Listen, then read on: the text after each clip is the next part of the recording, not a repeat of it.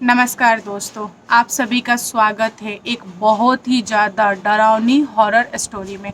आज की जो कहानी है सचमुच में घटित और रूह कँपा देने वाली स्टोरी है। आज की स्टोरी मैं लेके आई हूँ एमपी से। मनीषा बताती हैं कि उनका एज 16 से 17 साल की थी जब उनके माँ बाप उन्हें छोड़ के एक्सीडेंट में दोनों लोग एक साथ दुनिया छोड़ दिए। फिर मनीषा अकेली पड़ गई क्योंकि मनीषा अपने माँ बाप की इकलौती लड़की थी। अब यहाँ पर मनीषा का केयर उनके चाचा और चाची करते थे। जो चाची थी थोड़ी दुष्ट व्यवहार करती थी मनीषा के साथ। चाची बिल्कुल भी अच्छी नहीं थी और चाची की 2-3 लड़कियाँ थीं। तो जो मनीषा थी ना उसको बहुत ज़्यादा चाची परेशान करती थी, घर का काम करवाती थी, पढ़ाई लिखाई भी बंद कर दिया था। एंड जितनी भी मनीषा की प्रॉपर्टी थी वो सब चाची के बेटे के नाम हो गया। यहाँ पर मनीषा के हाथ में कुछ भी नहीं आया और कैसो कैसो मनीषा की जो लाइफ थी ना घिसी पिटी चल रही थी। अब मनीषा की एज 18 साल की हो चुकी थी और जो चाची थी उन्होंने सोचा कि इसको किसी गरीब के घर में शादी करके हटा देते हैं, ये मेरे सर की बोझ हुई है। और यहाँ पर मनीषा ने जब इस बात को सुना तो उसको बहुत ज़्यादा तकलीफ़ लगा क्योंकि मनीषा इतने दिनों से चाची की बहुत ज़्यादा सेवा कर रही थी। फिर भी चाची उसकी अपनी चाची अपनी नहीं हुई क्योंकि मनीषा से कोई प्यार नहीं करता था। चाचा हमेशा बाहर रहते थे कमाने के चक्कर में और घर पे चाची बहुत परेशान करती थी। मनीषा एकदम अकेले पड़ चुकी थी। यहाँ पर मनीषा अपने मन ही मन सोचती थी कि काश कोई मेरी लाइफ में होता जो मुझसे प्यार करता, मैं जैसी हूँ ऐसे ही मुझे अपना लेता। मुझे धन दौलत प्रॉपर्टी कुछ भी नहीं चाहिए, मुझे बस कोई प्यार करने वाला चाहिए। भगवान भेजो ऐसा करती थी मनीषा। लेकिन मनीषा के लाइफ में कोई नहीं था। दोस्तों, मनीषा को ऐसा लगता था कि वह अकेली है, लेकिन ऐसा नहीं था। मनीषा को अकेले रहते हुए उसकी दशा को देखते हुए एक आत्मा को उससे प्यार हो गया। एक आत्मा थी जो मनीषा के घर से गुजर रही थी। क्या है ना, जो भी हवाएं होती है ना वो ऊपर से गुजरती रहती हैं। तो उन हवाओं में से एक आत्मा ने मनीषा को देखा। मनीषा तो प्यारी है ही और अकेला देख के पाके रोते हुए कमज़ोर मनीषा को पाके उस आत्मा ने मनीषा के अंदर अपना घर बना लिया।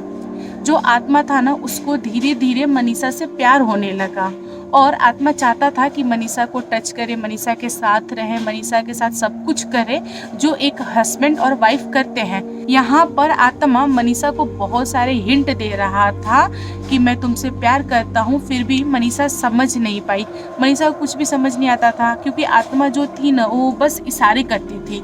कभी हवा तेज कर दिया, कभी कुछ कभी कभी मनीषा को ना ऐसे जकड़ लेता था। मनीषा की जो बॉडी थी ना बहुत ज़्यादा भारी लगती थी। फिर भी मनीषा समझ नहीं पाती थी क्योंकि जो आत्मा था ना वो सामने आके मनीषा से बात नहीं करता था। यहाँ पे मनीषा को ऐसा लगता था कि कोई है जो मेरे आगे पीछे चल रहा है, लेकिन मनीषा जब अपनी आंखों से देखती नहीं थी तो उसको कुछ भी समझ नहीं आता था। ऐसे ही कुछ महीनों तक चलता रहा और जो आत्मा था ना वो सच में मनीषा से प्यार करने लगा था, इसलिए मनीषा को ज़्यादा परेशान नहीं करता था। जो मनीषा को परेशान करता था आत्मा उसको परेशान करता था। और इस चीज़ को देखकर जो मनीषा की चाची थी वो बहुत ज़्यादा परेशान रहती थी। उसको लगता था कि मनीषा ने कुछ जादू वगैरह सीखा है जो मुझे तंग करती है, मेरी बेटियों को तंग करती है, लेकिन ऐसा कुछ भी नहीं था। मनीषा एक सिंपल लड़की थी और जो भी चाची बोलती थी मनीषा को मजबूरी था करना, लेकिन आत्मा को पसंद नहीं था कि कोई मनीषा से काम करवाए। चाची करवाती थी तो आत्मा चाची को परेशान करता था। चाची की लड़कियां परेशान करती थी मनीषा को तो आत्मा चाची की लड़कियों को परेशान करता था। यहाँ पर चाची बहुत ज़्यादा परेशान हो चुकी थी मनीषा से कि मनीषा को कुछ भी कहो तो हम लोग परेशान हो जाते हैं। तो चाची चाहने लगी थी कि मनीषा की शादी करके हम इस विपद को अपने सर से हटाएं, क्योंकि मनीषा यहाँ पे रहेगी तो बहुत प्रॉब्लम होगा। यहाँ पर चाची ने मनीषा के चाचा को बोला कि एक लड़का देखिए और इसको हटाइए, मैं इसको बर्दाश्त नहीं कर सकती अपने घर में। तो यहाँ पर मनीषा के चाचा ने बहुत सारे रिश्ते लेके आए। तो जो भी रिश्ते आए थे मनीषा के लिए, मनीषा की चाची ने सबको मना कर दिया क्योंकि चाचा अच्छे रिश्ता देख रहे थे। लेकिन यहाँ पर चाची जो थी मनीषा की, ये नहीं चाहती थी कि ये धनी घर में जाए और मेरी बेटियां गरीब घर में जाए, ये राज करे, सुखी हो, ऐसा वो बिल्कुल भी नहीं चाहती थी। इसीलिए मनीषा की चाची ने एक गरीब लड़की को पकड़ के मनीषा की शादी करवा दी। और यहाँ पर जो आत्मा था ना, उसने सब कुछ अपनी आंखों से देखा, उसको बहुत गुस्सा आया, लेकिन शादी रोक नहीं पाया। क्योंकि शादी जब होती है ना, तो वहाँ पे भगवान लोगों को इनवाइट किया जाता है। शादी में भगवान लोगों को भी कार्ड जाता है शादी का कि आप लोग आइएगा शादी में, ऐसा करके। तो जो आत्मा था ना, वो चुपचाप सब कुछ देखता रहा, लेकिन कुछ भी कर नहीं पाया। यहाँ पर मनीषा अपने ससुराल चली गई और जो आत्मा था ना, वो मनीषा के पीछे पीछे ससुराल भी पहुंच गया। ससुराल जाने के बाद से मनीषा की जो पहली सुहागरात आई थी, वहां पर भी आत्मा पहुंच गया। और जो मनीषा का पति राज था, उसके साथ मनीषा का कुछ भी उस आत्मा ने होने नहीं दिया। जब ये दोनों एक पास आ रहे थे ना, मतलब क्लोज आ रहे थे, तब वह आत्मा बहुत ज़्यादा राज को परेशान करता था, राज को उठा उठा के पटकता था, क्योंकि आत्मा बहुत ज़्यादा गुस्से में था। यहाँ पर मनीषा को कुछ भी समझ में नहीं आया। मनीषा को ऐसा लगता था, कौन है जो मेरे पति को उठा उठा के पटक रहा है। मनीषा ना बहुत ज़्यादा अंदर से डर गई थी और मनीषा ने बोला, मतलब ऐसे ही हवा को, कि देखिए आप कौन है, मुझे बिल्कुल भी पता नहीं है और मैं आपको समझ नहीं पा रही हूँ। प्लीज़ आप मेरे पति को मत मारिए, क्यों मार रहे हैं आप। फिर भी आत्मा ने कुछ भी जवाब नहीं दिया। 2-3 चाटे फिर मनीषा के पति को मारा। तो यहाँ पर मनीषा समझ गई, मतलब इतना सारा चीज़ हुआ कि मैं अपने पति के क्लोज जाऊँगी तो आत्मा भड़क जाएगा और मारेगा।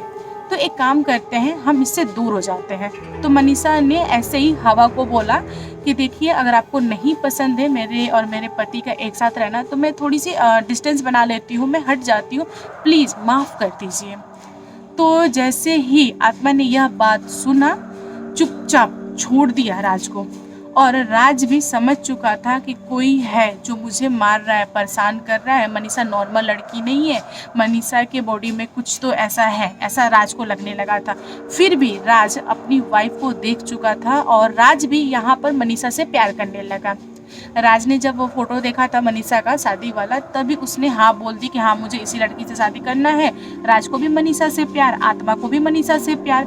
अब यहाँ पे ना थोड़ी बहुत प्रॉब्लम होने लगी थी, क्योंकि इन लोग का जो प्यार था ना, ट्रायंगल हो गया था। जो मनीषा थी वो चाहती थी कि मतलब कोई उसे प्यार करे, लेकिन मनीषा ये नहीं चाहती थी कि कोई आत्मा हो जो मुझे प्यार करे। यहाँ पर मनीषा भी अपने पति को पसंद करने लगी थी फोटो देख के, लेकिन ये सारी चीज़ें ना आत्मा को पसंद नहीं। आत्मा ने यहाँ पर आत्मा जिद्दल हो गया था कि मुझे मनीषा चाहिए, मतलब चाहिए, किसी भी हालत में चाहिए। फिर इन लोग की पहली सुहागरात बिल्कुल भी नहीं बनी। फिर ये लोग ना अलग अलग सोए। अगले दिन राज ने फिर कोशिश किया कि आज चलते हैं, देखते हैं कैसा है मतलब माहौल। जैसे ही राज फिर मनीषा से मिलने आया, सेम घटना घटित हो गई। यहाँ पर राज थक गया और मनीषा को बोला कि मैं तुम्हारे पास कभी भी नहीं आऊँगा, तुम्हारे पास आने से ये सारी चीज़ें हो रही हैं। यहाँ पर मनीषा फूट फूट के रोई और उसने बोला कि मेरी किस्मत ही खराब है, पहले माँ बाप मुझे छोड़ के चले गए, अब चाचा चाची ने तंग किया और यहाँ पर पति ने तंग किया, मैं करूँ तो करूँ क्या। और उसके बाद से मनीषा अलग सोने लगी, मनीषा का जो पति था राज अलग सोने लगा। सब कुछ 1-1.5 महीना अच्छा चला। एक दिन राज की माँ को पता चल गया कि मनीषा जो है अलग सोती है, उसके बेटे को वह सुख नहीं दे पाती, जिसके लिए बहू बनाकर वो मनीषा को घर में लाई थी।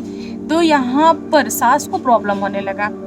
सास ने बोला मनीषा को कि देखो, जो कुछ भी तुम करती हो, जादू टोना चाहे जो भी हो, तुम ये सब बंद कर दो और मेरे बेटे के साथ अच्छे से रहो, वरना मैं तुमको घर से निकाल दूंगी।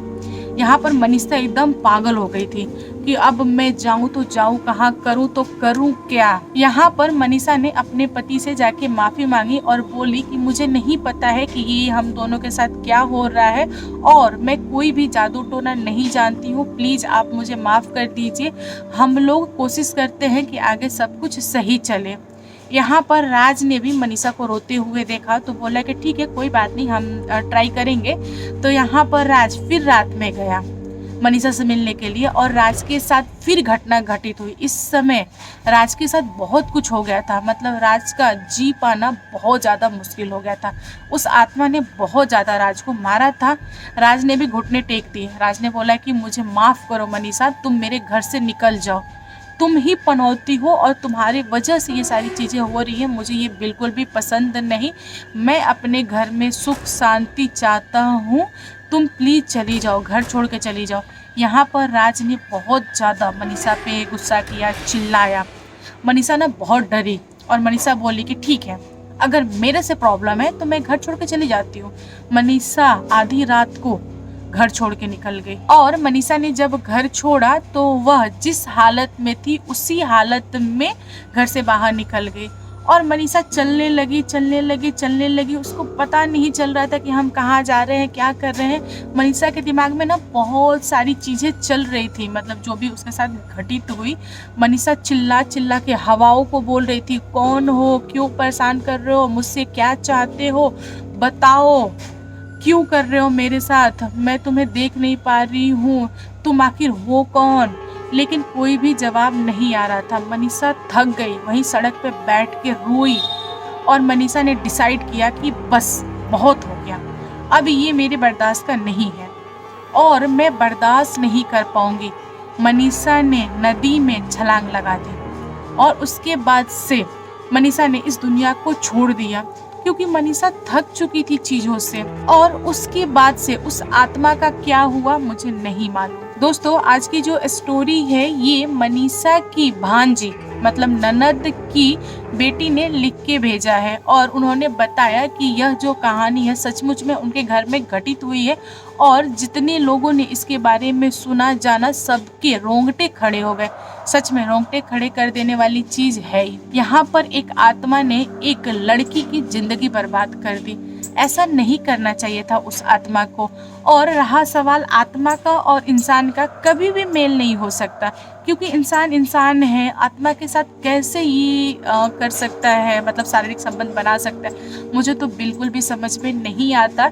लेकिन बहुत सारी आत्माएं हैं जो बहुत ज़्यादा जिद्दैल होती हैं, वो चाहती हैं कि मतलब करना और कर भी लेती हैं बहुत सारी आत्माएं। ऐसा आप समझ रहे हो ना मैं क्या कहना चाह रही हूँ। तो बस स्टोरी आज की यही है, इतना ही है। तो दोस्तों, आपको कैसी लगी यह स्टोरी कमेंट करके आप अपनी राय दीजिएगा। तो दोस्तों, आज के लिए बस इतना ही। वीडियो पसंद आए तो लाइक एंड शेयर कीजिए और मेरे चैनल पे न्यू आए हो तो चैनल को सब्सक्राइब करना। Thank you, bye bye, सारंगे।